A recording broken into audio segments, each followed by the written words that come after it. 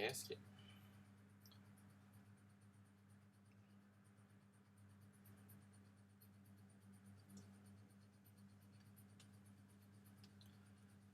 All right, good evening, ladies and gentlemen, and welcome to Eureka Archery. And today we have Mr. Al-Rafaie, World Traditional Archery Champion for Malaysia. So for today's discussion, we'll be discussing the docket for today would be traditional archery, and specifically we would like to discuss on tactical archery. So here I have Mr. Rafaie. Mr. Rafaie, please say hello to all our viewers here tonight. Hi everyone. Good night. Nice to meet you all. Okay, so our discussion tonight will be conducted in English, but if there's anyone who would like to bertanya di dalam bahasa Melayu, anda dibenarkan untuk bertanya di dalam bahasa Melayu, dan saya akan cuba mengolahkan jawapan anda di dalam bahasa Inggeris supaya kita punya penonton-penonton dari luar negara dapat bersama kita dalam perbincangan kita malam ini. So without further ado, ladies and gentlemen, we would like to begin the discussion. We try not to make the discussion too long-winded or too long. We'll get straight to the point. And if there's any question, please feel free to shout out on the live chat down below. And kalau ada apa-apa nak tanya yang tak perasan ke, tak tahu ke atau nak lebih tahu, tulis sahaja di live chat dan kita akan cuba menjawab persoalan anda. So Mr. Rafaie, are you ready to start the discussion tonight? Yes, I am. Great. So what we're going to do now is we're going to do a few slides so that we are able to discuss this with some visual aids. So here we have our topic for today would be tactical archery in traditional archery, a live discussion with Ahmad Al-Rafaie, World Traditional Archery Champion. So the thing that we'll be discussing for tonight, there are four main topics of discussion. The first one will be the rules and regulations. Number two, the target types and equipments used for traditional archery in a tactical sense. And then we'll be discussing about what's happening in the world and finally thoughts on the Malaysian scene. Jadi Tuan Al-Rafaie, bagaimana rasanya dengan topik-topik yang kita akan bincangkan malam ini? It's quite okay. Boleh? Baik, boleh. Jadi yes. Jika ada siapa-siapa nak bertanya apa-apa, malam ini saja kita berpeluang bersama dengan Sifu Rafaie untuk bertanyakan tentang 4 perkara yang di dalam kita punya perbincangan malam ini. Jadi pertama, and first and foremost, let's talk about the rules and regulation for traditional archery.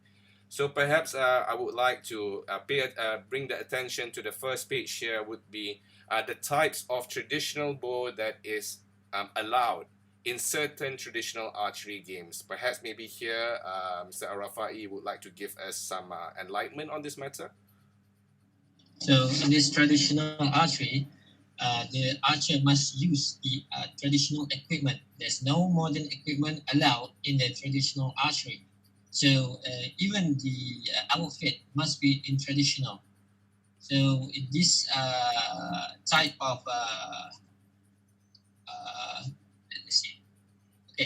So this type of equipment and outfit represent our nation, our country, from where we are, from what we are. So that means you're not allowed to be wearing like jeans or maybe like sunglasses, none of that? No. I see. And I would like to bring attention more on the type of bows that is commonly used. I mean, generally there are 2 types of bows that we know of, at least in Malaysia. Would be the historical longbow or stick bow, self bows will be part of this as well. And then the historical bows. Maybe you would like to give some enlightenment on what kind of historical bows is suitable for this type of archery. So in Malaysia, the historical bow is just one piece of a bow, but different meaning from the other countries like the US maybe. Okay. From the US, the traditional bow, they have the window on the bow. But if the traditional bow, what we call here, they call it a primitive bow. So our traditional bow is quite unique because there's no window when we have to shoot, and then we just use only instinct. So in this sense, if let's say in a Malay bow, for instance, kalau kita bercakap tentang busur Melayu, adakah Ya, busur ini berkemungkinan menggunakan bahan yang alami sahaja? Will the Malay bow only be modern materials or natural materials for this sense? yeah, they allow. So this type of game, if you the modern materials, you can compete in the modern materials traditional competition, and then the historical that they use the all of the natural component from bamboo, sinew, horn. That's it. So that means as long as it looks traditional, that follows. But they divide that two type of competition. That means it's a different class. That means there is the natural bow class and the modern material traditional bow class. Yes. Okay. So that also means that the arrows has to be natural as well. Yes, it is. So the arrows must be natural. You must use wooden arrows or bamboo arrows. There's no carbon arrows allowed. So that will be a problem for Malaysian archers then, because everyone here uses carbon, including myself. Yes, it is. So the problem in Malaysia, all the traditional archers are used to shoot with the carbon arrows, but many other countries outside from Malaysia, they are using natural arrows. I mean, it makes more sense because you are doing traditional archery, isn't it? So yes, it is. You should be using traditional arrows as well in that sense. Yes, it is. I see. But what's interesting in this picture here, it mentions that you're allowed to use plastic nocks. Okay, in the HDHIA, they allow us to use the plastic knock, but different from Turkey at Fateh Kupasi, you must use the natural knocks. It must be used from the horn or the wood or bamboo. So that means in this sense as well, looking at this, they're not allowed to use broadheads. They're not allowed to use any kind of arrows like that, specialized? They don't allow you to use the broadhead because it is dangerous and it is under the law. So in this competition, you must use the field point or standard standard point arrowheads. I see. Okay. And it is also important for us to note here that you can use finger taps, you can use shooting gloves and thumb rings.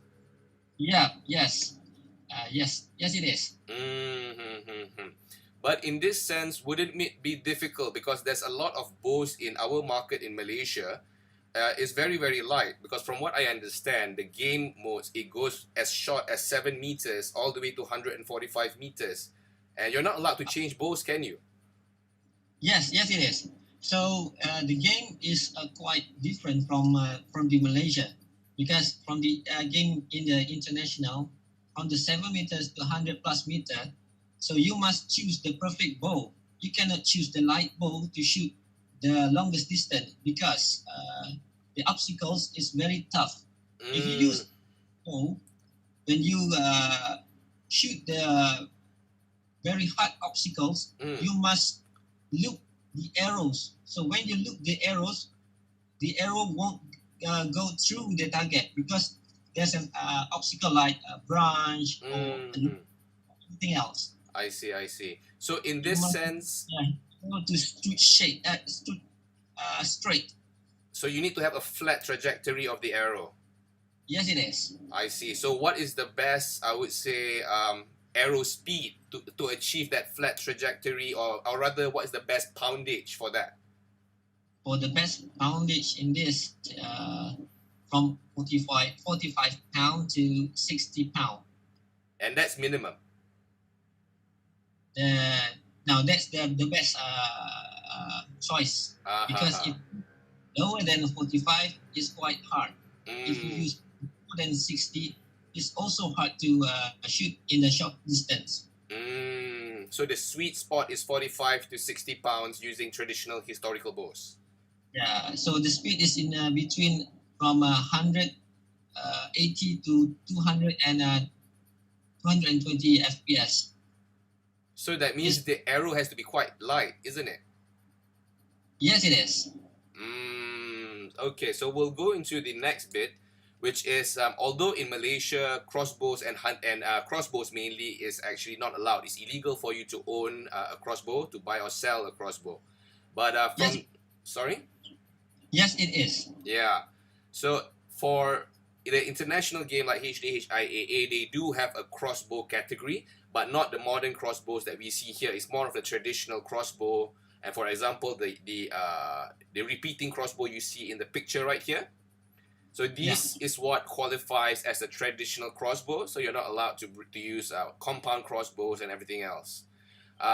Another thing that I would like to maybe just go through very briefly is the hunting bow here. Because over here in Malaysia, we don't call this a hunting bow, I think. I think we call it bear bow or something. We call it bear bow. In Malaysia, we call it bear bow. In the Europe or in the HDHIAA category, they call it the hunting bow. So it has a shelf and it can be a takedown apparently. Yes, it is. It can be a takedown. Okay, all right. But one thing I would like to highlight right here is that you can't actually do string walking in this sense. Your fingers must always touch the arrow. Yeah, the finger must always touch the arrow, and then you cannot do the string walking technique. So that a lot of the bear bow archers who wants to transition to traditional archery, they have to pay attention to this. Yes, and then they allow us to use 2 knocking point, but each knocking point cannot more than 10 mm. So it's about just that big between the first and the second knock. Yeah. I see. Okay, but I've heard some rumors that people are using illegal markings on either their bows or their arrows. I mean, what's your opinion on that? So in the HDIAA, in my experience, so they will check the bow one by one. If there's a marking, so they will reject it first. Before they reject it, they will what do you call give you a chance to take it off. I see. Okay. So maybe that is basically the basics of the equipments used, and this is basically the rules that you want to play if you are playing this kind of game. Yeah, and then one more thing that I forget to mention, that the arrow pass must the minimum requirement is no less than 18 mm. Arrow pass. Oh, the size, the width of the pinggang or the waist of the bow. Yeah. I see. How many mm was that? 18. 18 mm. I see. Okay. So any bow that is larger or smaller, you can't go below that length, right? No more than 18. I see. So for Malaysian bow makers who are watching this, make sure you make your bows, make sure the window is no less than 18 millimeters. Yeah. Because I do see some creative bow makers in our country here. They try to make the thinnest window, the most flexible. Maybe you can shed some light on that one. The bow maker in Malaysia, they like to make the very thin arrow pass. So the arrow goes straight. But the problem is, when the archer use that bow, they feel good. They got like that. But what they want to go to the international game, so they cannot use that bow. So that's a big problem. So when they change the bow, they lose technique. They lose this. They will lose their skill and anything else. So I guess if people who are not familiar with the rules, they will just go there probably because number one, they are probably using a carbon arrow. Number two, their bow will probably have a thin window. And then number three, they may not have the right poundage. They are probably shooting 35 pounds. So immediately, they're out of the game even before they started. Yeah. So I have this experience in my first international game back in 2016. Mm, There was a kid. Uh, it's around I think 10 years old. mm, So that shoot three arrows at the three different target. So mm, they one. But every single shot that that kid make, mm, he shot and a bull eye, all bull eye. mm. And and then my knees started shaking. I said, "Wow, look at this kid." uh, that's this kid. How about the man category? So that's Mm, I see. uh, And this and kid then is also he's not look he's a Hungarian probably. uh, from I think from the European archer. So I Okay. don't know from, but after that, that kid asked me what poundage bow that you use. I said 60, and then the kid asked me to give him to him. Uh-huh. So he started to pull my 60-pound bow. Wow. It can pull. Wow. That kid is around my I think the height is around near my chest. I think 140 I think. So it's like still a teenager or you're not even a teenager yet. No, not yet. Bak kata orang Melayu belum balik lagi lah kot. Belum 60 pound tarik baik. Shot center. Gigi lutut. So maybe we can go ahead with some pictures that we can see the diversity of archers, and these are the kind of traditional wear that they would use to compete. Maybe Yeah. see if we would like to share a bit on the picture on our right, the one with the gentleman and the lady. Okay, this one the gentleman and the lady is from the US. This picture is from Turkey. They are using the traditional outfit they call Apache outfit. Apache. So Apache. I So see. the what do you call keturunan Apache. So this is their tribal costume, I would say. Their tribal outfit. Yeah. I see. Okay. And then the picture on the left, what's going on there? So that one is in a ceremony, opening ceremony. So the black traditional costume is Yeah. from Hungarian. Okay. And these colorful gentlemen, I assume they are from our country? Yes, it is. I see. Yes. Who are they? Yeah. So on the from my side, that's me. Yeah. And then that's kid. So Yeah. that kid is the first kid goes to the international championship. So he got I think rank number 10, I think, something like that. For the mini category. Mini category, yeah. Okay. There's the green guy. Uh-huh. I think that one is Ustad Sheikh Hassan. Okay. All right. Yes. Back in 2016, he got rank number 2 or number 3 in Asia. I see. So what happened to these gentlemen now? Are they still active? Yes, they are, but they are just archery back at home, maybe. Yeah, because of the lockdown. Okay, so we have one question here. I've never done modern archery. What's string walking? So how can we answer this gentleman by the name of Skolski? Okay, string walking. So I cannot show you. I don't have the book. Maybe just give them the idea. What is it about? What does it mean by string and walk? So okay, when you knock the arrow at the string from the center, at the center of the string, at the center of the bow, and then you knock the string.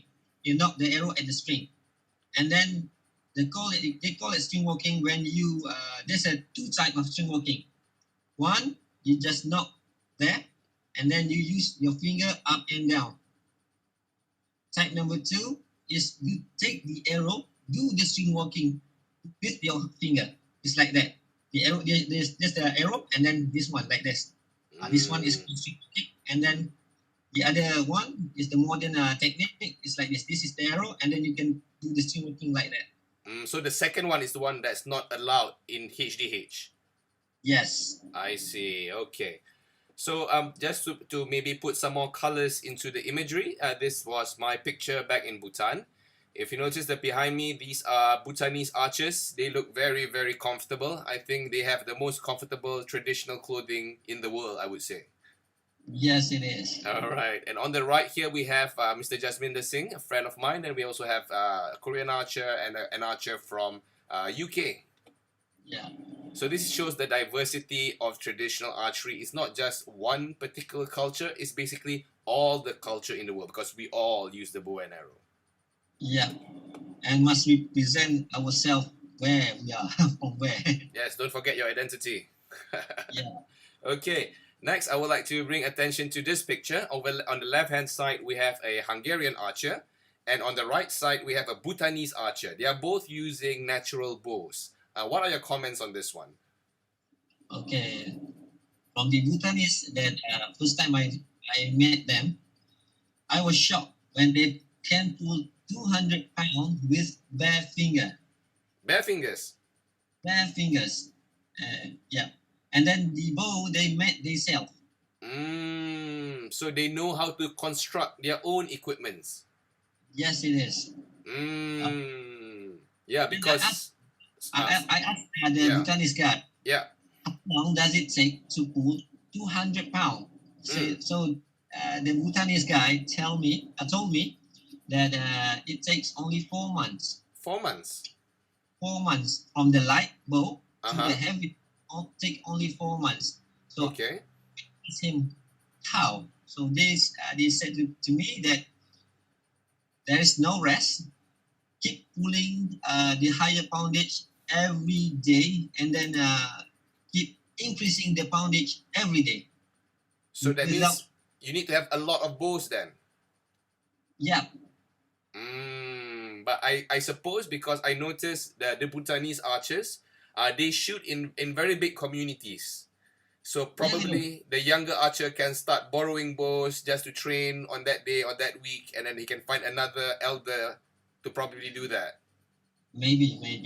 Because in Malaysia, I can't even borrow my best friend's bow. No way. It's like a wife to them.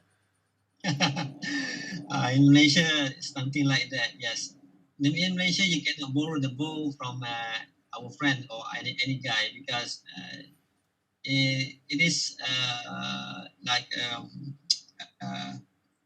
the bow is in their hearts. So it's sacred to them. It's more sacred to their hearts. It's close to them. Yeah.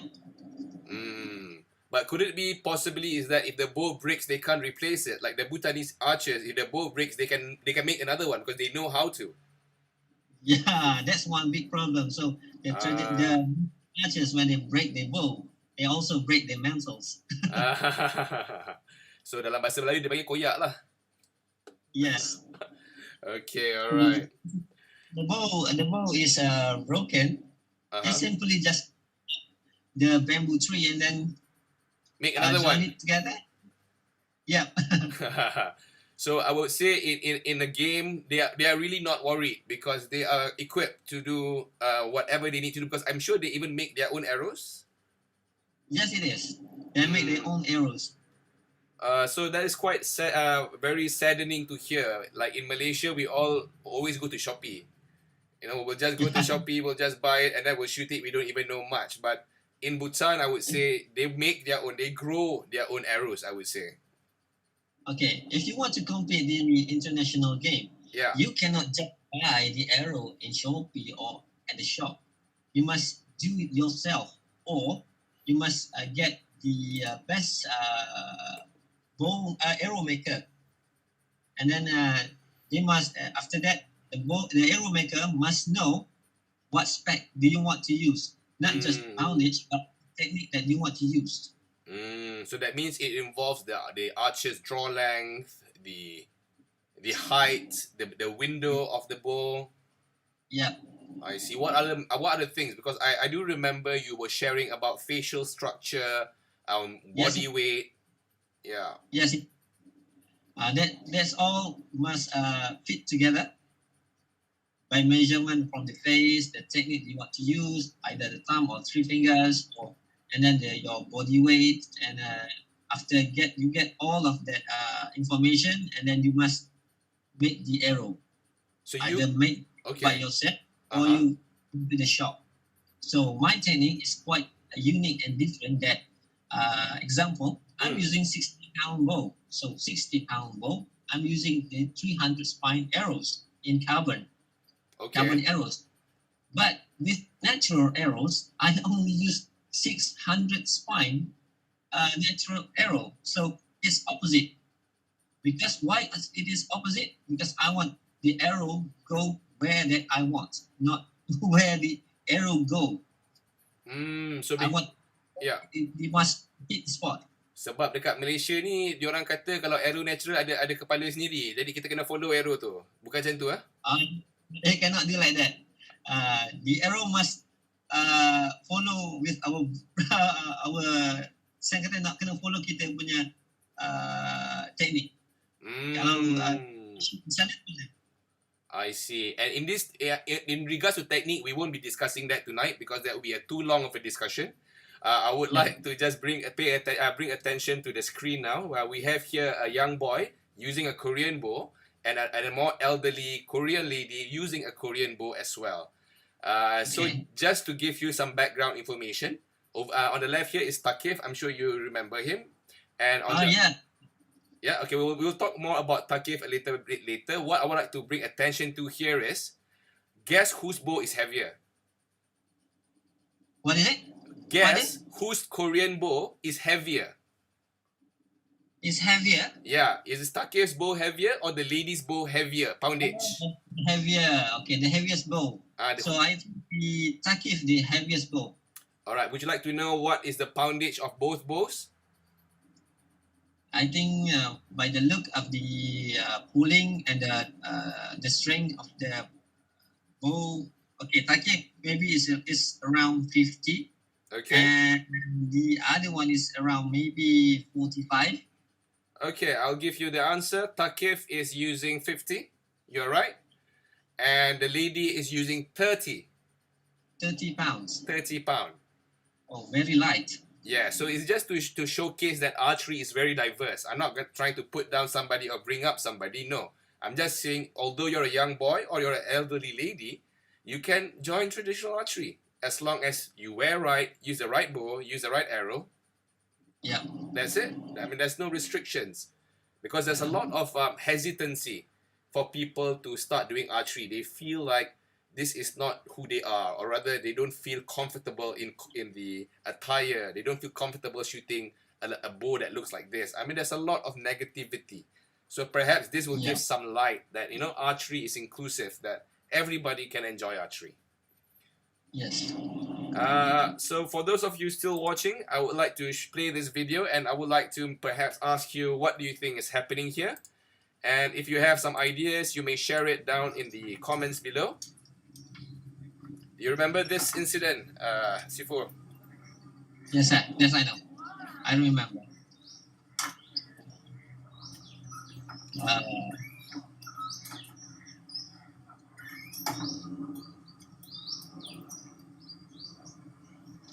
So the audience, yeah, please ask. Yeah, if you have any questions on this particular aspect, when there is a machine here and Sifu Al-Rafaie is actually marking every now and then, he's writing something.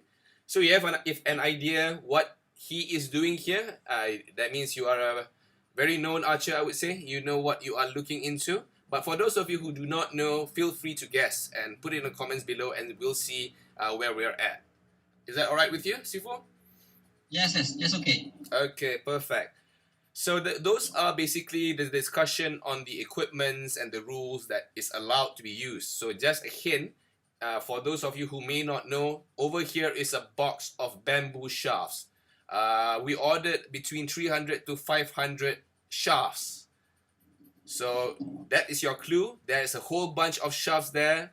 Sifu is doing something to these shafts. What is he doing? Let us know in the comments below.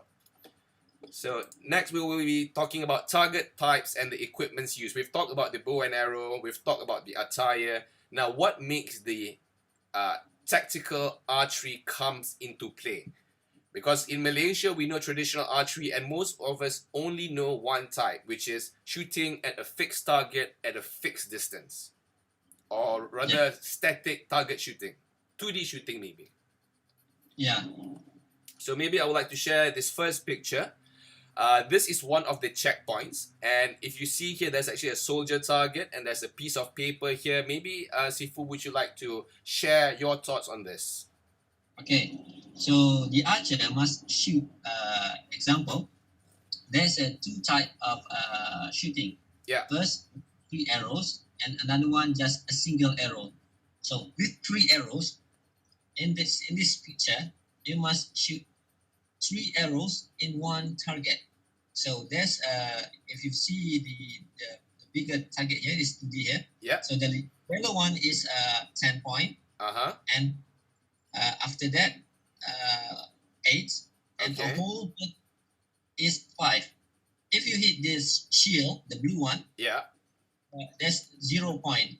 I see. They have this 0 point system here on this blue shield. Yeah, blue shield and sword. Okay. That means in technical terms, if this was a knight, a warrior knight, it would deflect the arrow. Yeah, and then there's a shooting with a single arrow. So there's a usually have 3 targets. So there are the 3 targets here. The distance of each target is different. So you must guess. You must be check out lah. So to shoot at the time, 1 arrow, 1 target. I see. So is this the one that you mentioned previously? Is that in your quiver you have 3 arrows, and let's say in the quiver they are giving us 6 arrows. Okay. So 6 arrows. There's a few type of target. Example, if you're shooting the fast shooting, fast shooting give you 6 arrows to shoot in around 15 to 20 meters in 20 seconds. How many seconds? 20 seconds. 20 seconds. Yes. Okay, all right. And then there's a single target. Single target, shoot 3 arrows in 1 target, and then there's a 3 target, different target. You can shoot 1 arrow, 1 target, and then just 1 arrow shooting a target. In the gamble, they call it gamble shooting. Okay. The nearest is let's say the biggest point is 10. Yeah. Okay, and then the middle, if you hit the 10, you can get the double point. And if you shoot the 10 or so, you can get a triple point. Just 1 arrow. Well, I wouldn't know how that will play in Malaysia because of the gambling concept that is introduced. Yeah, that's concept is gambling concept. So maybe not very applicable to Malaysia or other Islamic countries. Maybe some people will be a bit sensitive on that. I think we can, but change the name. It will be more like precise or not. If you're not precise, you just miss. Because in that particular target, it's how what do you call check. All right, how efficient you are or pro-efficient you are. Efficient, and then how good we are. So that means it also includes your situational awareness as well. I mean, like, the distance is not specific. It's just a range between 7.5 to 22.5, for example. There's no marking, nothing. There's no marking, and there's no testing the target. There's no warming up at the shooting target. So what's happening here on the wall? Is it the same principle? This one is tower shooting. So you can see from on top of the tower. Yeah. Okay. You can see the very small target. Down here, yeah. Yeah, a human target is very small. So you can shoot. You must shoot the target with 3 arrows. So they give you 3 arrows to shoot the target. Each arrow that hit the target, they will pick it up and give it to you. But each arrow that missed, they will just leave it down there. So that means if, let's say, your first end, you missed 2 arrows. Your second target, you only have 1 arrow left. Yeah. So that 1 arrow, After that, they will take the target and move it further. So with whatever arrow that you manage to retrieve back, you will have to Yeah. shoot a harder target the next one. Yeah. I So see. if you move the target and then you shoot, you miss the arrows, and then you're done. So dalam bahasa Melayu balik awal lah. Yes, balik awal. I see. So for Malaysian archers out there, so this is the kind of level that you have to do. If your first end koyak, that means you will not last until the last target distance. So perhaps Sifu would like to share pengalaman tentang game macam gini yang betapa sengitnya benda ni jadi. Okay. Nak cakap bahasa Melayu ke biar? Bahasa Melayu pun tak apa. Bagi kita punya pemanah tahu apa konsep dia sebenarnya. Okay, konsep di sini, apabila kita memanah, dia akan beri jarak yang paling sukar di sini adalah paling dekat dan paling jauh. Apabila paling dekat, target ni dibawa ke hadapan. Okay, bila dibawa ke hadapan, kita kena shoot dalam keadaan yang begini, yang lihat di gambar ni. Ini lebih kurang jarak 50 meter dalam keadaan begini. Jadi kalau dalam 20 meter, dia mendongak ke bawah dan target tu hanya nampak ibarat macam bahagian kepala saja. Ibarat macam kita panah Uhud lah. So, itu paling sukar. Tapi setelah kita berjaya, anak target tu dia bawa lebih jauh. Dan jika kita berjaya lagi, dia bawa paling jauh. Dan di sini pengalaman saya paling jauh, saya boleh shoot hampir 80 meter, hanya tinggal sebatang anak panah sahaja. Oh, dahsyat. Dan di sini ada 2 orang juara, dia hanya tinggal sebatang anak panah setiap seorang. Anggaran jarak lebih kurang antara 95 hingga 115 meter. Okay. Berentak. Dua-dua tu berentak tinggal sebatang je lah tu? Ya, betul. Aduh, dahsyat. Tapi lala siapa menang? Ingat. Kalau tak silap saya Peter Nohiski. Dia pun ada menang dekat ladang alam warisan hari tu kan? Ladang warisan dia kalau untuk 70 meter distance, he got number 1, I got number 3. And then the target, tactical 1, I got number 2, he got number 3. Jadi kat sini kiranya Sifu sebagai pemanah yang boleh dianggap sebagai ke arah lebih kepada atletik lah, yang mana lebih kompetitif. Jadi untuk kita mengukur keupayaan kita bandingkan dengan yang terbaik dalam dunia lah, kalau ikutkan prinsip itu. Ya, okey. Kalau kita nak mengukur pertandingan dunia ni, kita tak boleh memanah bersahaja. Contoh, untuk capai ke level ini ataupun untuk mara ke semi-final ataupun layak, sekadar ambil layak. So, kadar kelayakan untuk saringan dia ada 3 hari saringan. Saringan hari pertama mesti melepasi 55%. So, jika kita tidak sampai 55%, kita ada peluang hari kedua untuk top up. So, kalau hari pertama kita dapat 45, kita kena top up extra dapat 60 lebih atau 70 lebih. Tetapi kalau hari kedua gagal, memang kita gagal terus. Tetapi kalau lebih kalau sekadar cukup-cukup makan, ia tidak menjamin untuk kita mara lebih jauh. Jadi bagi pendapat Sifu lah tentang apa yang kita sudah perhatikan di dalam arena memanah negara kita ni, kita cukup-cukup makan ke ada potensi untuk lebih lagi? Ke tak cukup makan? Pemanah Malaysia, terus terang saya cakap, minta maaf. So for the traditional archery in Malaysia, it's very sad that most of them not even reach 25%. Not even 25%? Not even reach 25% scoring. This point, when I go there, example, if the point is 500 points,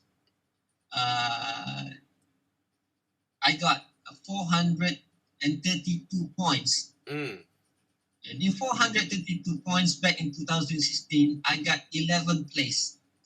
Even at that 400 point plus. Yeah. So like I said, Peter Nohiski. Peter Nohiski dia boleh score 480 point per 500, bukan sedikit. Jadi maknanya kat situ 2 3 point je yang tak 10 lah. Ya, macam saya kalah, saya rugi 4 batang anak panah. So 4 batang anak panah ni, saya sudah rugi lebih kurang 40 poin. Oh, dahsyat. Yelah, sebab 10 kan? Yeah. Okay, moving on the next one, which is this particular picture. So this is a horseback. So there's a three target. So each target, uh, and you must shoot one arrow at one target. Like I said, like I mentioned before. So the distance of this target also unmarked. So and then when you start to sit on back of the horse, you cannot move your body to. You cannot move your the saddle back or forward. Must stay put and then just move your hips. Mm. Like that. So if you have a big tire on your waist, it's very hard for you to do this. Yeah, it is. But this is very interesting because this is a tactical target, technically, and it Yeah, actually shows that even in ground archery, we will have to be aware that there are things like this that we can do. yeah. So this one is quite hard, you know.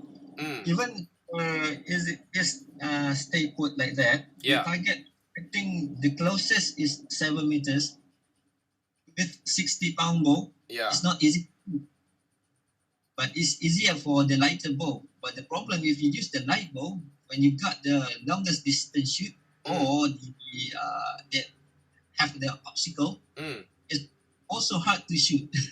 Yeah, so that's why you mentioned the in between, which is 45 to 60, would be the best already. Yeah, I see.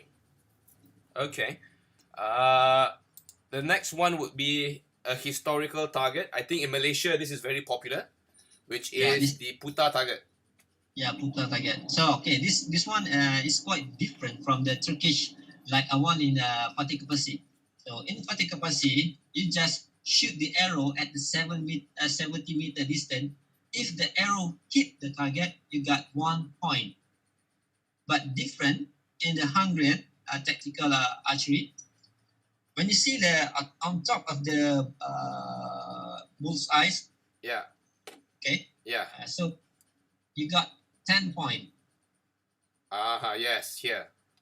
and then there's a like I think like a neck, Like a throat, like that. like a throat there, yeah. Yeah. So also 10 point. Uh-huh. So when you hit at the belly, Mm-hmm. Here. okay, yeah, that one is 8 point, Uh-huh. and the up is 5. The entire body is 5 anywhere. Yeah, Well, maybe perhaps we can shed some light and some opinion on this particular target because the term puta can mean many things. To yeah, some, it sounds like a very vulgar thing to say. yeah, yes, it is. But I think Okay. traditionally, this particular target was made out of leather for them Yeah, to actually put sawdust and any kind of material to stop the arrows from happening. So this is a water bladder, so to speak, isn't it? yes, yeah. Mm, Okay, continue a bit. mm, Okay, you see target, just stay still, right? yeah, But if the first archer shoot is quite okay, yeah. problem. But the second shooter want to shoot is a big problem because the target is tumbling. Because of the stand as well. Yeah, I see. Okay. target is moving. So, like it or not, you have to shoot. So it's swaying left and right slightly, moving slightly a bit. Yes, Well, I don't think we've ever seen something like this in Malaysia in our games. I don't think so. not yet. I see, I see. But we have seen this version in Malaysia happening. Yes, this one, yes. A Okay. lot. All right. Okay. So next, I would like to bring attention to this particular picture. Okay, from the on top, the big guy. Yeah. Yeah. This one is moving target. Mm-hmm. It's called and down like that. I see. So only around 3 arrows. In the counting to shoot is like this. If the target goes up, Yeah.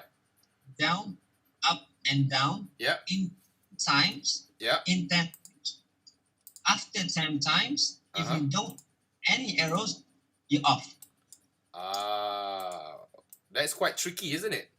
Yeah. So because the target is moving very fast. If you use the light bow, surely you will miss the shooting. So perhaps I'll just play the video here so that we can see. Okay. Yes.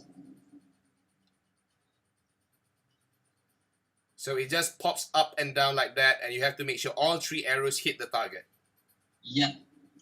I see. Okay. And what if you miss? That means you forfeit the round, or you still get the No. point. If you miss the arrow still doesn't count. Only the hit the point just they will count the arrow that hit the point. Okay. All right. So that was pretty interesting. What does the mechanism? How does it work? He used I think, let me think. Oh, they're using a dumbbell Okay. to put on the bottom of the target, Uh-huh. and then put some wood to make it stand. Okay. So when the archer want to start shooting, so the archer must say, "I'm ready," and then there's a mechanical guy pull the string from the target to let it move by itself. So it's like a pendulum. It moves back Yeah. and forth. Okay. All right. There's a statement. Assalamualaikum from ZZ. Waalaikumsalam. Thank you for coming in and listening in. Okay, for the next one, we have this one. This was fairly recent that you've shared this picture with me. Okay. So you see this red guy? Yep. So this my very best friend. He is also my what do you call my big supporter. Always beri semangat untuk juang ke kemenangan bila saya mara ke depan. Jadi punya pakai baju tim Malaysia. So he's very supportive of you. Yeah. I see. Okay. This is I think something like it's like the tower shooting, but slightly a bit different. So you must shoot the target with the straight natural arrows, the unmarked distance with 3 arrows, and then back a bit. Sorry. Okay. Can you see this one? Like bawah kolong tu apa dipanggil? Bawah ni. Here. This picture? Yang tangga besi. Tangga besi paling kanan. Paling kanan ada target bulat. Okay. Yang ini target ni dia bergerak kiri dan kanan. Okay. Ada nampak. Dia akan hilang. So bila dia hilang, nak shoot bukan senang. Dia ada time dia. Dan dia agak So it's like a peaking target. Dia main cak-cak lah. Ya, cak-cak. So still use the light bow is very hard to shoot. Understand. Okay. If you use the technique like the arrow point target, the technique. Yeah. When you want to shoot and then you use the light bow and then you release the arrow, anak panah tak sampai lagi target dia hilang. Dia dah menyerut dah. So, kena pakai pitch yang agak tinggi sebab permainan ni mudah. Because I would say this one, our side picture, the target disappears for a while. So yeah. So if the arrow takes time to reach there, it will just miss. Yeah. So it will not be a skill anymore. It will be just agak-agak lah. Yeah. There's one more thing. In my experience, none from the Asian archer, most of them tidak berjaya mara ke lebih jauh. 99% tak mampu pergi jauh. Yes, they like to use the light bow. Just on 0.1%, that's me, that can compete like this. Not that I said I'm good, but it is reality that I show this since 2016, 2018, and till now. Well, maybe I don't know. This is just my own personal opinion. Perhaps they believe that it is too difficult to compete in this kind of game, so perhaps our archers choose their games? Maybe. Yes. I don't know. This is my personal opinion. Don't quote me. For my thoughts, maybe like you said, because this one is very hard, so they make their own game. But that's pity, because if they make their own game, they claim that they're good. Why not go outside, look the world, see how good you are. If you say that you're good, but if you still stay like what you did today, there's no second champion or third champion in a short time. So there's no progress. We are going backwards now. Yeah, we are going backwards. Yeah, in 2019, I still heard many archers from Malaysia use 40 or 50 pounds, but now most of them are using less than 30 pounds. So what progress is that? That was so light. I see. Okay. So maybe they have their own reasoning. Maybe let's not speculate. But it is a sad story based on your personal experience sharing like this. I believe if they were to go, many of the archers who have dropped their poundage and only focusing on carbon arrows, yeah, they will probably balik awal lah if they go for these events. Yes, it is. Even in Malaysia, when Pertama, like Pertama did impact in 2018, make the FMTA. So if you look back at the history, most of the traditional archers cannot go further. Because firstly, they don't know how to use the natural arrows, how to calculate the traditional arrows and the traditional technique methods, and else. And then the third is most important is the technique. So in regards to technique, there are quite a number of, I would say, variations of techniques, especially in the world, but specifically in Malaysia. There are a lot of, I would say, assumptions and misconceptions. Okay. Yeah. Okay. Example, you can see this. That's a target. China target. Okay. China target. The pyramid one. Tibetan target. Hello. Yeah, is the Tibetan target you mean? No, the Chinese target. The triangle. The triangle one. Okay. All right. If the archers using the arrow point to shoot and to hit that kind of target is very hard. Surely, if you use the arrow point to aim the target, the arrow will miss. Or Malaysia type of technique that we are using, that I was telling here. So, if they still using that method, surely they cannot compete in the in the world champion. Even outside from Malaysia, they will lose. So over here, you're making a very direct statement here for aiming using the arrow point. Yeah, it is. I see. Okay.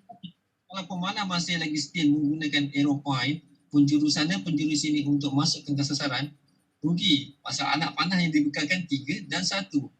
Kita di sini tidak menggunakan atau tidak ada peluang untuk kasih anak panah tu miss. Jika miss, sudah tentu memang markah tu lagi jauh. Dan ataupun mampu berlawan dengan mereka. So, personally, how would you approach this particular target, the triangle? How would you approach this? So, I'm using my knuckle, my technique. Even either I'm using the thumb or 3 fingers. I'm using my knuckle to aim. Okay. So, like I said before, I'm using 60 pounds. Or 60 pounds, 300 spine is too stiff, and the arrow, if I'm using 3 fingers, will go off to the left. Okay. With the natural arrows, I pick up 600 spine. 600 spine, the arrow also go to the left, because the weaker the spine, the arrow will go to the left. The stiffer, it will go to the right. Yeah. So that's my technique of methods. I mean, for this particular one, if I remember correctly, the distance for this one is between 50 to 65, if I'm not mistaken. Okay, back in Hungary, this one is 40 meters. But it's not specifically 40, isn't it? It's anywhere between 40 to 50. It's not. Yeah. It's not directly 40. Yeah. In Malaysia, in China, 60 to 70 meters. And it's not specifically exact, right? Yeah. Because I back in the days when we used to organize games, we have archers, our very own archers coming in with their own tape measure and their own scope and start complaining, oh, this is not exactly 18 meters. You cannot shoot like that. If you shoot like that, surely, yes, you can hit the target. But if you do the world champion, if you compete in the world champion event, you don't have a chance to try out shooting. You don't have a chance warming up at the target spot. So there's no sighting at all. No sighting, no this, no that. You can different target, different space, different spots. So in this sense, is it safe to say that Malaysian archers are very pampered, manja? Yes, sangat manja. Jadi bila jadi begitu, saya nak kena ponaskan badan di target sini. Pasal target saya ada A, kita ikut A. So international, it's not like that. So you can see there on the left. Yeah. There's so many targets here. Yes. So when you shoot at the A spot. Yeah. Okay, I'm shooting at the D spot. Yeah. After I shoot the A spot, and after I'm shooting at the D spot, we will rotate. So everybody have to shoot everywhere. A, B, C. Everywhere. But it's very different here, isn't it? Because I would believe, based on what we know, a lot of the games has been adapted from modern archery. That's the problem in Malaysia. I see. They want to compete in an international, but they adopt the modern calculation, modern technique of the methods. It cannot blend. If you do that, and then you adapt it in Malaysia, and then let's say if you feel you want to go to international, surely you're out already. Okay, we have here SD Deden. Assalamualaikum. Waalaikumsalam. And then ZZ, sir, you are my role model traditional archery. Ada peminat Sifu. So nama dia kat sini ZZ. Alright, so let's quickly move on with this one. We shouldn't be spending too much or too long because we try to keep the information as concise and as accurate so that you can get the maximum amount of information in the shortest amount of time. Okay. So over here we have classic faces. I think this is more what we are familiar with here in Malaysia. So on the left, that this guy is shooting the tactical target. The rotating one, right? Yeah, the target is rotating. So it is very small. It's like this big. The target. Like this, and then the 8 point is like this, and then when you hit the back one, you get 5 points. As long as you hit the thing. The max point is very hard. Because once you shoot, the momentum of the shooting will move the thing. Yes. If you don't want the target to move, you must choose the perfect spot to calculate where you want to shoot, and then maksud saya calculate supaya target tu tak bergerak. Jadi kat sini kalau agaknya orang yang biasa main snooker dia boleh estimate lah kot. Ya, boleh lah. Tapi kalau salah pilih, target tu berpusing. Dia berpusing masalah lah. Jadi side picture pun tak ada lah. Dia jadi insting betul lah. Main lepas asal kena je lah. Ya, so kalau contoh nak main lepas, tak juga. Sebab mereka menggunakan pointage tinggi. So, bila target tu berpusing, mereka pun tak risau. Saya pun tak risau. Pasal kita pasti masa lepas kan nak pernah sampai. Sampai di... So kiranya with nah kita lepaskan memang habis. So that means with a poundage between that 45 to 60 using your knuckles, once your sight picture have the target on your knuckle, once you release, you will be sure it will hit there on time. Yes, it is. So that's why it's very important for you to get the right bows, the right arrows, because of this precision that is required in these tactical targets. Yeah. Because I do believe, I mean, there are some instances over here in our country. I mean, I'm talking a lot about Malaysia because I think this is very important for us to be aware.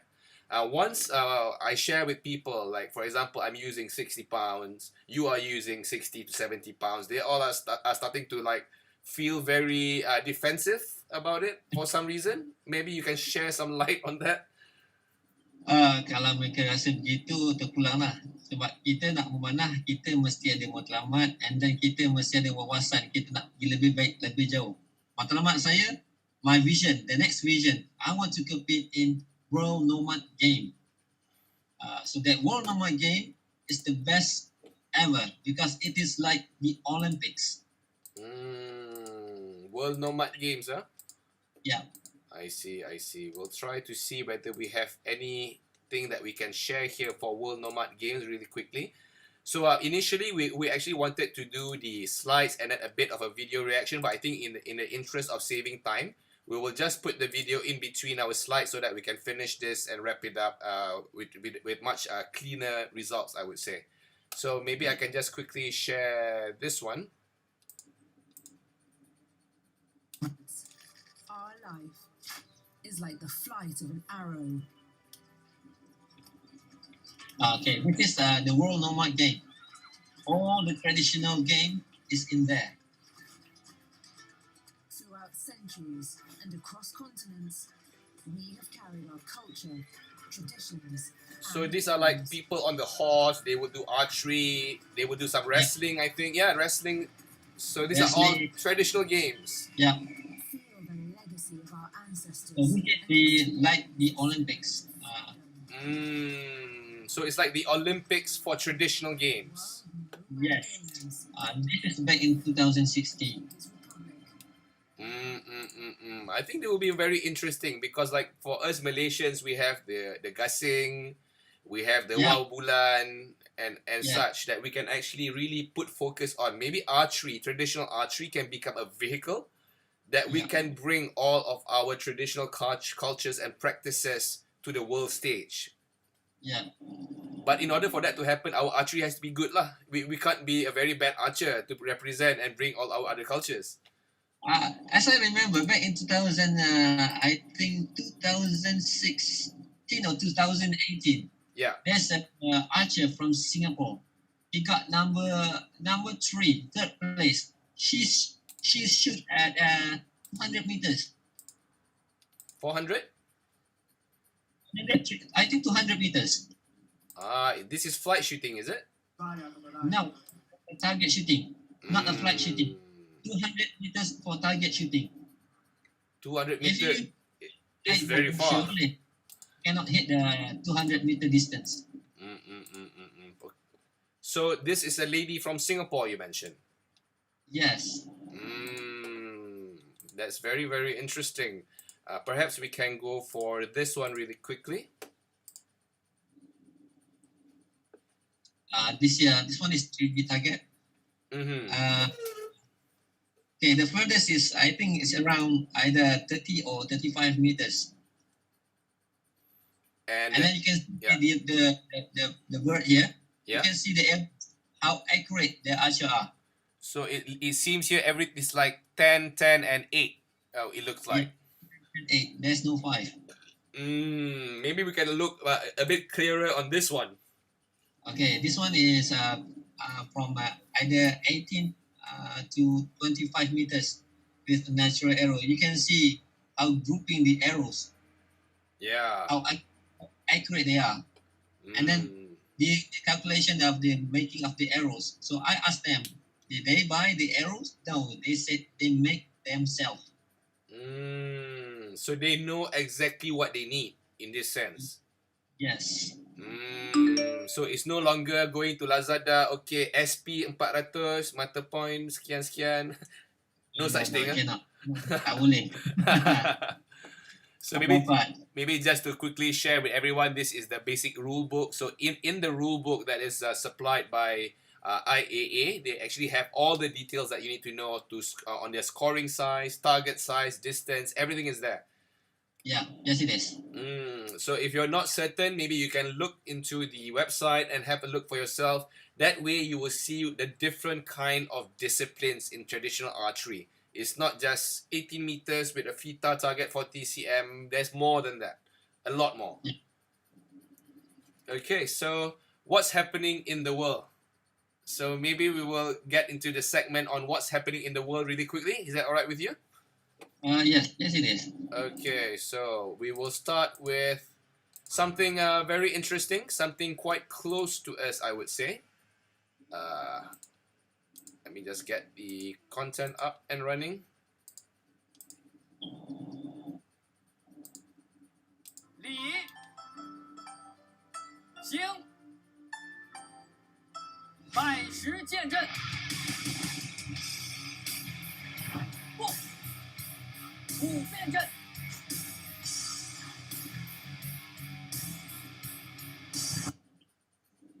So perhaps we'll just with that short content, well, what is your opinion on what is happening in China? That video was in China.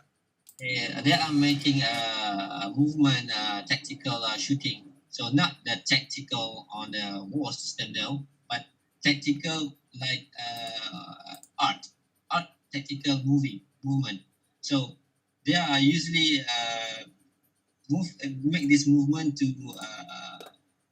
make macam buat persembahan lebih kurang gitulah. So it's more like a martial arts display sort of. Yes, display and then for the kecekapan pemanah lah. But what I noticed that's very different and very distinct is their discipline. How they can actually follow the command of their leader to knock arrow, to move and everything. Maybe you can share some insights on that. So in that discipline, you must follow the order from the captain or the commander, because every each steps you make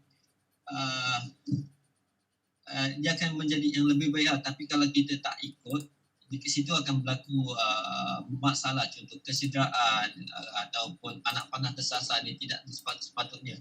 Sebab disiplin yang kita buat, dia akan membuat diri kita lebih berdisiplin dan semangat serta lebih cekap.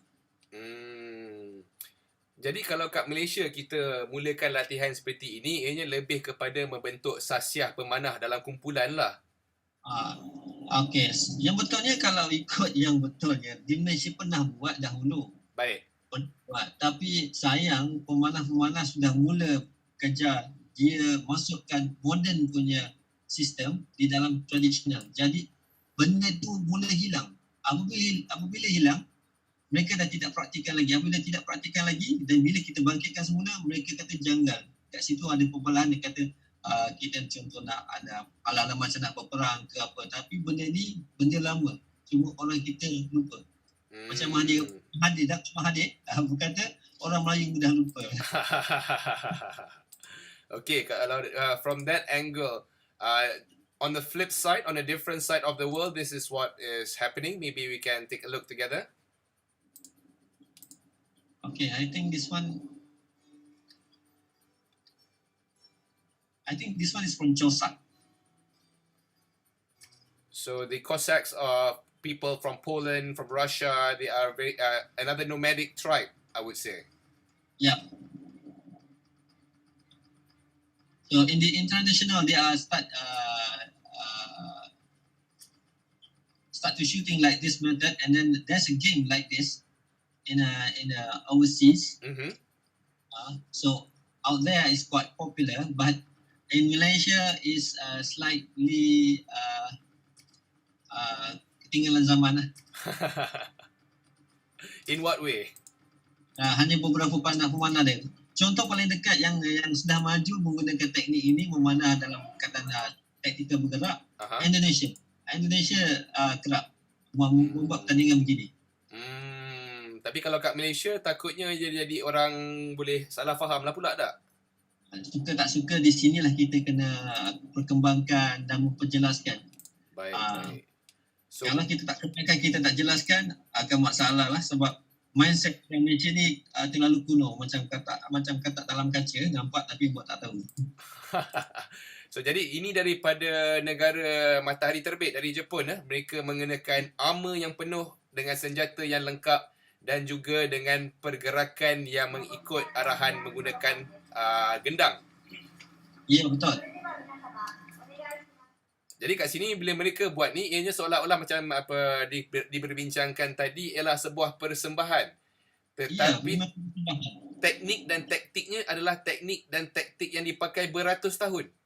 Ya, teknik dan taktikal pertempuran, tapi dia buat untuk dalam persembahan. Kalau kita ada buat pertandingan memanah.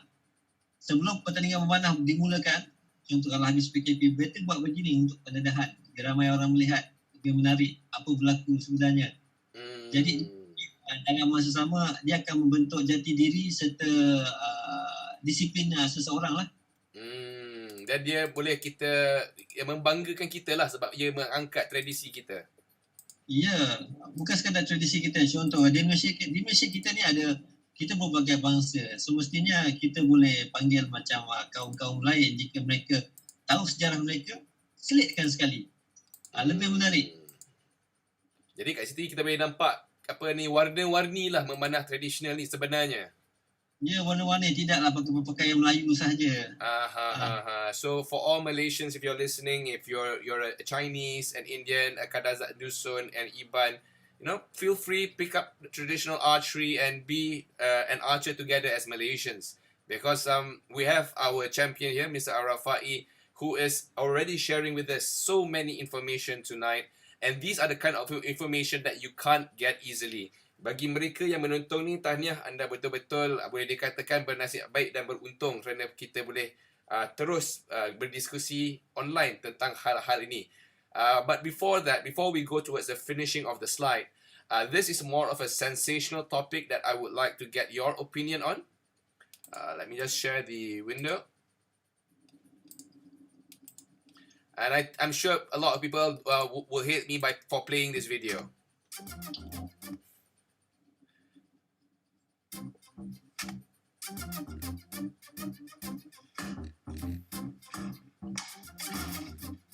Hi, my name is Vasanas. Okay, kita pun dah tahu dah siapa yang saya tengah bercakap tentang. Jadi, apa pendapat Tuan tentang Lars Anderson? Just sekilas saja. Lars Anderson ni dia legend lah. Ramai kenal dia sebab dia pemanah kategori pemanah. Dia kategori pemanah taktikal yang sangat cekap. Menggunakan insting dan apa saja dia shoot mesti kena. So untuk capai begitu bukannya makan masa sebulan, 2 bulan, setahun, 2 tahun, tak dapat. Bukan mudah. So, di situ perlukan latihan yang lebih mantap lah. You must train hard, work hard, you can achieve the score or achieve your goal. But a lot of traditional archers don't actually like him. I wonder why. The international, yes, because he makes the video and then put on YouTube, but he doesn't compete in the game. That's one of the reason. So perhaps in this sense, it's best to just classify the way that Lars Anderson is shooting is not competitive archery. Is his own style. Is his own tactics, I would say. I think not, because what I knew that he told everyone that he learned from the book of the Islamic traditional archer back on zaman Islam, zaman kegemilangan Islam. The Arab archery and Saracen archery book. Yes. So I cannot say that he's not good or he's good, but from what my eyes see, that he is good. One problem is he doesn't compete. So that a bit of a question there.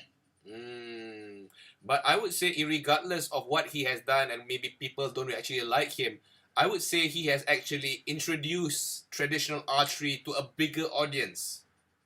Yeah, that's true. He showed the world what traditional can do. So love him or hate him, directly and indirectly, he has actually helped us to really promote traditional archery to the eyes of the world. Yeah, Mm, because mm. he make lots of skill, a lot of technique, lots of new things that we doesn't Tak terfikir pop ya? up. So he is a rather, I would say, interesting character to be talking about. I think the next one we will be just sharing some items that you have shared with me. We only have a few more slides left. Maybe we can just quickly go through these slides and perhaps share with us what's going on here.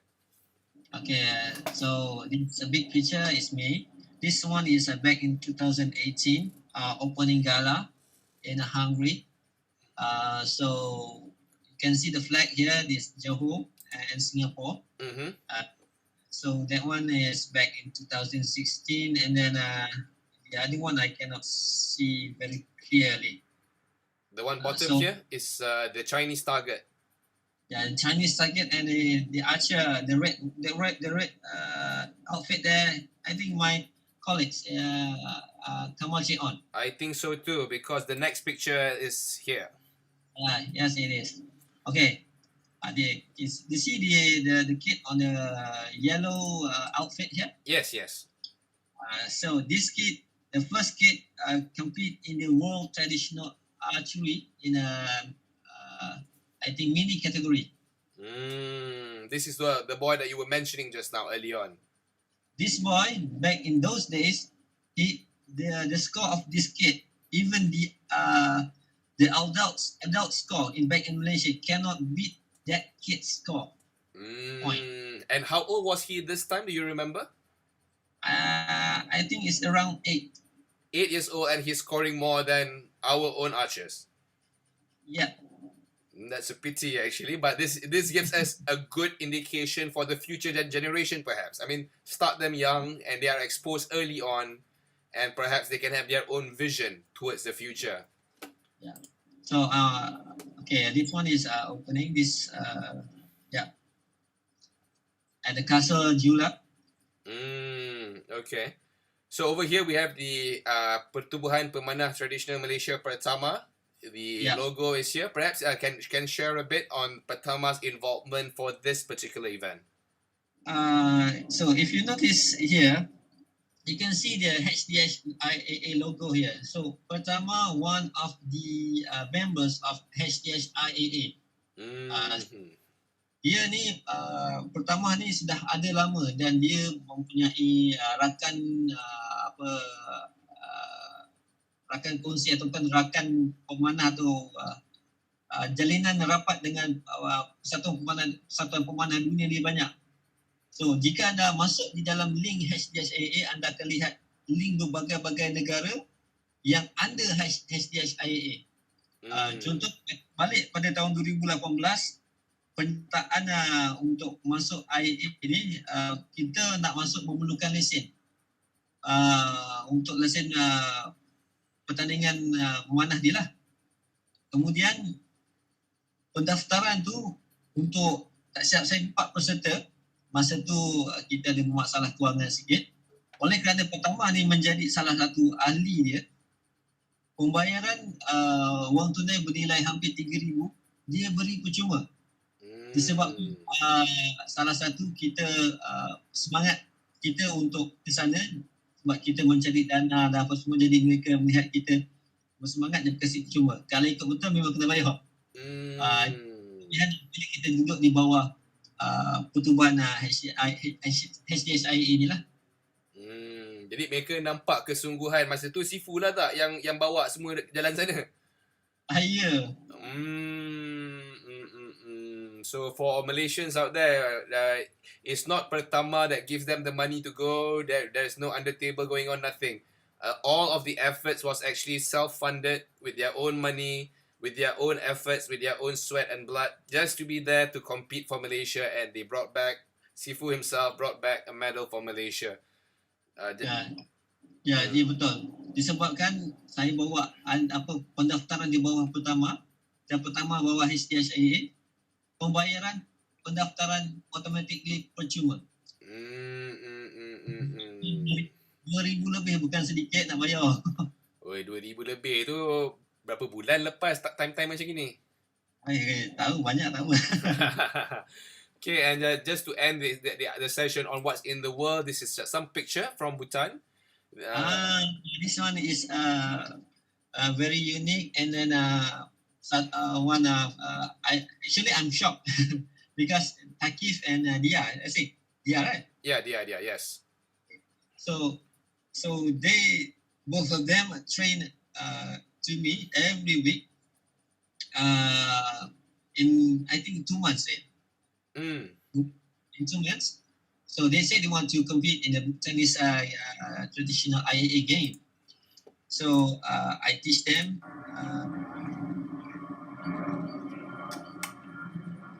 Hero. Sorry. Okay. Yeah. From So, zero. Yeah, because from the beginning they are shooting only with the light bow. I think below 30 pounds, right? 30 pounds. Yeah. So they said they want to compete in the Bhutanese game. So I said, if you want to compete in the Bhutanese game, do as I say, do, and then do some workout to hit that one line of level. So when they bila mereka latih dan mereka dapat, saya letak pada mereka di atas latihan mereka. Scoring yang mereka buat, saya compete dengan antarabangsa. Saya cakap they can only got in the semi-finals, but at the game, I got a news that they hit a first place and a second place. Dia had at first place, and Takif got second place, I think. Yeah, so maybe to refresh the memory, it would be Dia got about 765 points total. Wow, that's very high. And Takif got about 580 something. 580 something. So how much total score? And the full score? If I'm not mistaken, it was 1080, I think. 1080. 1080. Something like that. I don't actually remember clearly because I didn't make the top 3, so I didn't remember. Memangnya point mereka tinggi lah. Saya letak mereka sampai semi-final, tapi mereka berjaya mara ke final. Dengan belajar hanya 2 bulan daripada kosong sehingga menjadi wira, di mana mereka ni low profile. Ramai pemanah Malaysia tak tahu yang mereka ni berjaya. Dan mereka ni sedang masih lagi berlatih teknik yang sama. Takif and Dia is under supervision of Anwar. Because Anwar also is one of my student. So what I heard that they are going to they want to compete in the coming game. I think in the HDHIA game, World Champion. I don't know if the PKP is over or not. Well, we can only hope for the best, and for now, since it's the lockdown, none of us can do much about it. But perhaps a key giveaway that we can, we've been talking about Takif and Dia. Here I have a very interesting clip of Takif actually shooting using the techniques that was instructed by you. Yeah.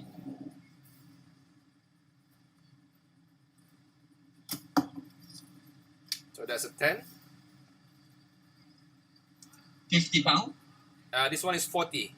He didn't bring the 50 the other day. So this is the secondary bow. Okay. So everything was 10. I think it's shooting a natural arrow, right? Yes, natural arrow. Okay. So this was basically day 1. With zero techniques taught on from you. This was their first day. Yeah. So the difference that we can actually see with the right techniques, even in a short period of time, but if they are dedicated and they really know where they are going for, they're really focused, even a 50-pound bow, 40-pound bow is not a problem for these, I would say, young teenagers. Takif is 12 and Dia was 13 at the time. Okay. So we can actually tell to our archers that, 30 and 40 pounds are mini or cadet draw weight, I would say. Light draw weight because like I told you back in 2016, a 10 years old kid can pull 60 pounds easily without any shaking. So that means even our kids can do it. Yes, it is. So for all Malaysians out there, don't get a 60-pound bull for your kid now. That's not what we're saying. What we're saying is if you build up the strength, you maintain that, constantly challenge them, 50, 60 pounds, they're able to pull it off because we've seen it happen and we've seen the success that they have brought back. So in that sense, maybe Sifu would like to give some final thoughts on that. Okay, I will talk in a Malay speech. Okay, jika anda nak berjaya, nak pergi ke pertandingan antarabangsa ataupun ada satu visi dan misi, tidak ada lagi pemanah peringkat dunia menggunakan bawah 45 pound. The majority yang berjaya ni, skor tempat pertama, kedua, ketiga, keempat, kelima, most of them are 50 pound ke atas. Tak ada yang bawah. Pasal bila lebih bawah ni nak shoot bukan senang, sukar. Lebih-lebih lagi jarak jauh. Sebab apa jarak jauh? Bila jarak jauh, di sini kalau anda menggunakan poundage ringan, anda terpaksa looping dengan tinggi. Bila looping tinggi, anak panah agak sukar sampai sebab ada halangan pokok, ada halangan mungkin tingkap istana dan berbagai-bagai lagi. Jadi kita mesti nak kena arrow tu momentum laju, straight shots. Jadi jangan salah anggaplah kalau tiba-tiba saya cari bow 70 pound besok ya Sifu. Itulah problem satu di sini. Tanggapan, maaf cakap, ini terang-terang. Pemanah dalam Malaysia, apabila melihat orang pakai poundage tinggi, mereka automatik jadi zombie sekejap. Mereka rasa pelik. And then mereka seolah-olah memandang sinis. Tak boleh, salah tu. Jika anda nak pergi jauh, memang kena pakai. Kalau pakai poundage rendah, jauh mana anda boleh pergi? Tidak terbukti lagi pemanah dalam Malaysia ataupun peringkat 2 mampu berjaya pergi jauh. Tidak terbukti lagi. Kalau ada, sila buktikan. Saya berani bet.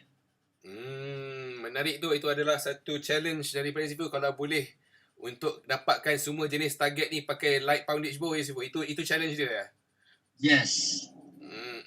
So you've heard it. So basically what Al-Rafaie has mentioned is that he's imposing a challenge for any archer in Malaysia, and perhaps we can even extend the invitation to some international friends, that if you are able to shoot accurately through all the categories that we have discussed, the tactical, classical, hunting, and the dynamic shooting, with just a light poundage bow. Can we give a definition of light poundage? Let's see, below 45. Below 45, and the arrow must be natural? Yes. Okay, so the challenge is there is very clear and straightforward. Any bow below 45 pounds, natural arrows only, and the target, you have to go through the HDHIAA rule book and try it in all categories. If you are able to do that, give us a shout out, put a live video there. We would really want to see it and we would like to talk with you. Yeah, I would like to. So we have come to the last segment of the session tonight. So this is the Q&A. Right now we have only one question by A. Humaira. She says, I think it's a she. Assalamualaikum, very interesting live and slides. Anyway, what is IAA? So maybe really quickly. International Archery Association. Okay, so the International Archery Association is basically adalah badan organisasi untuk memanah tradisional antarabangsa. Yeah.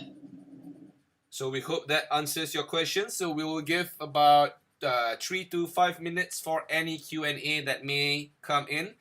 If you're still watching, I know there's 13 of you watching now. You have any questions, ask right now, because in 4 minutes we will be ending the live session, and that's all will be with Mr. Ahmad Al-Rafaie, World Traditional Archery Champion. So here we have Zach Z. Is that true? Okay, that's not a question, but thank you for the comment. Keep them coming. Perhaps, Mr. Al-Rafaie, you would like to share quickly on your future plans, especially concerning the new normal. So my future plan is, I would like to get one last big event that I'm waiting. The World Nomad Game.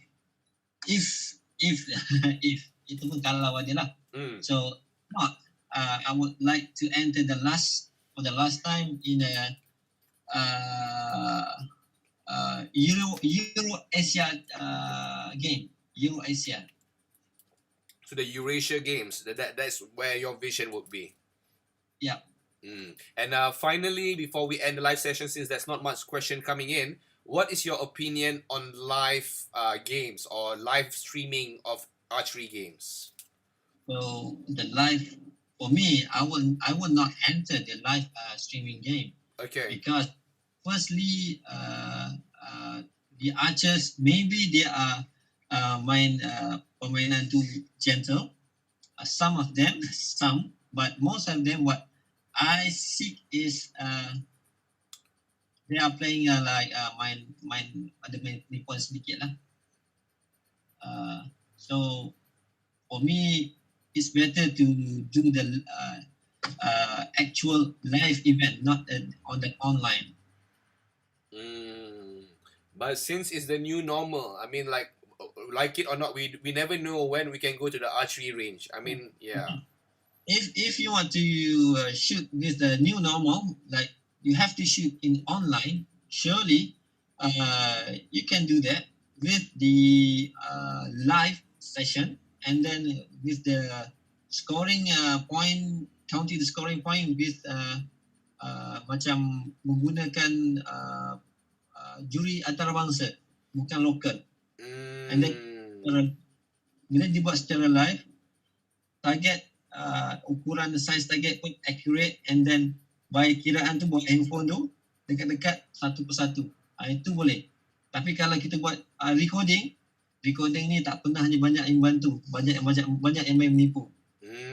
So in your personal opinion, if let's say Malaysia is to host a live streaming game competition, we would need to get a third party to act as a judge and also to act as I would say a game master, so to speak.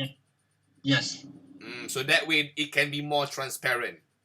Yes, it is. So assuming that we're able to address the transparency issue with the latest technology, for example, they have geotagging for the targets, they can see it in real time on Google Maps, how far the targets are, but only the judges can see that. So would you consider joining this kind of competition? Is it a safe game to join, so to speak? Oh, of course. I would enter, because it is a live game. It is not a recording. When you do the recording event, you will try again. So that's we call it cheating. That's called cheating. Or we can call it the Lars Anderson method. Yeah. We do like that. Surely, example, okay, if you shoot like that and then you got the score is very high, and then after that, contoh jika anda masuk secara kelayakan offline, anda dapat skor tinggi. Kemudian untuk semi-final dan final, anda terpaksa buat online secara live. Di situ ketika anda buat secara live, pandangan awak tidak sama macam yang kelayakan tu, yang offline tu. Dekat situ kita boleh tahu anda ni seorang pemain yang menipu. Kenapa? Itu point tu jauh beza. Kita boleh kenal. So it's not a bad day lah. It's clearly that the guy is lying. Yes. Okay, we have one question, and then after that we'll end the live session. This is a question from A. Humaira. For horseback archery, is there any specific ground training that I should focus on? For ground archery? For horseback archery, a specific ground training. Okay, for horseback archery, I'm sorry to say, it's not my bukan bidang saya. Itu kena cari pemanah horseback. Tetapi jika anda nak bina otot atau bina tenaga, boleh ada cara-cara dia. Tapi secara spesifik lebih baik itu bertanya kepada pemanah horseback. Saya Hmm. bukan orangnya. Mungkin Sifu boleh bagi cadangan antara rakan-rakan kita yang kita boleh bertanya tentang horseback ni. Okay, from the horseback. So, dalam Malaysia, juara-juara junior horseback ramai. Yang kita yang biasa diwar-warkan di dalam media, Ahmad Dahlan. It's not Ahmad Dahlan only. There's ada Coach Rino, ada Sufian, ada beberapa orang lagi. Contoh Ahmad Dahlan di Negeri Sembilan, Coach Rino di Johor Bahru, Sufian di Johor, dan ada beberapa lagi macam pemanah muda wanita yang baru ni dapat champion tu, saya tak pasti dia di mana. Jadi cuba dapatkan mereka, kalau tak dapat cuba pergi yang berdekatan. Tapi yang saya syorkan di sini cuma 2 orang. Firstly, Coach Rino. Dia punya ilmu memang banyak tapi dia sangat low profile. Secondly, go to Ahmad Dahlan. Tapi dua-dua ni memang ilmu tinggi lah. Lebih baik. Okay, I think that should wrap up our session for tonight. We are a little bit over time by 8 minutes. So to end the note tonight, I would say thank you very much everyone for watching. There's 13 of you right now. And I would really like to thank Mr. Ahmad Al-Rafaie for spending the evening with us to be sharing all this valuable information that no one seems to be sharing online. Any last words, Mr. Al-Rafaie? My last words is, okay, firstly, COVID is everywhere. Stay safe, be safe, okay. And then if you archery, jika anda memanah, anda tak ada teknik, cari guru yang betul. Dan di sini, jika anda kerap menggunakan ponik serendah, jika anda tak nak tukar, itu terpulang pada anda. Tapi jika anda nak berjaya, anda kena berubah. Jika tak berubah, anda tidak ke mana. Jika anda niat anda, okay, saya hanya main dalam Malaysia sajalah peringkat awak, tak ke mana. Tapi itu awak berbagaimana dengan lain. Mungkin anda ada anak, dan anak anda ni ada pasang niat untuk pergi lebih jauh. Jika dia ada pasang niat untuk lebih jauh, semestinya anda akan jadi mentor kepada anak anda. Jadi kita kena melentur buluh dari rebungnya lah jawabnya di sini. Ya, betul. Dan kalau nak betulnya, induknya kena baik jugalah. Betul. Okay, thank you everyone for joining us tonight. Terima kasih banyak-banyak Sifu Al-Rafaie. InsyaAllah kita akan berhubung lagi nanti di masa akan datang. Bagi mereka yang baru saja menonton, kita akan share live video ni sebagai sebuah recording. And for all of our friends from abroad, we will be attempting to put some subtitles in this for the segments that we're using Malay language to communicate the ideas and concepts. So until next time, my name is Anwar Mat Saad, and we have here Mr. Al-Rafaie. Thank you very much for joining us tonight. Assalamualaikum and stay safe. Waalaikumsalam. Bye.